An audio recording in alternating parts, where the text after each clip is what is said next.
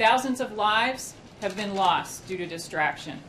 Last week, NHTSA came out with their new numbers regarding fatalities on our nation's highways, and they attributed over 3,000 accidents to distraction. No email, no text, no update, no call is worth a human life. Our recommendations are not always popular, and we know that this recommendation is going to be very unpopular with some people. But we're not here to win a popularity contest. We're here to do the right thing. There are always challenges associated with enforcement, but you know what? We have incredibly talented people in our law enforcement community. They have the ability to recognize drivers that are impaired and be able to pull them over and give them field sobriety tests. We also have the ability to recognize when people are distracted, when they're not maintaining lane, when they're not maintaining speed, when they're driving erratically, and they're really not being safe around traffic. Our law enforcement agencies deal with aggressive driving. They deal with a lot of issues that are very challenging. I know that they will be able to come up with ways to identify how to enforce this. Not only is it up to the law enforcement agencies, it's up to parents to model that behavior for your kids.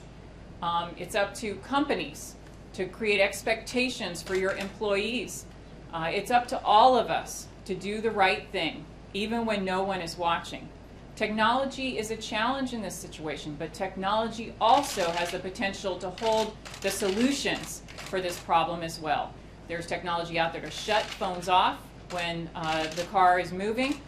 There's technology that people can voluntarily put on their cell phones. We would like to see more work being done in that area, and we made a recommendation today to the cellular telephone industry to look at methods to make sure that the driver's compartment and the area where the driver is an area that is really distraction-free. The NTSB, through our review of data as well as our own accident investigations, have identified the cognitive distractions associated with hands-free operation. In fact, when we issued a recommendation stemming from an accident that occurred in Munfordville, Kentucky, in September we issued a recommendation to all commercial drivers banning handheld or hands-free phone conversations. When we did that, we looked at companies who had instituted all cell phone bans, handheld or hands-free, and we determined that companies that had instituted these bans for all their drivers, handheld or hands-free, had better safety rates. They had reduced number of accidents and safety critical events. People are tempted to be updating their Facebook page, to send tweets, and really to be interactive as if they were sitting at their desk or on their couch at home, when in fact they are driving a car. 30,000 people in the United States die on our nation's roadways every day.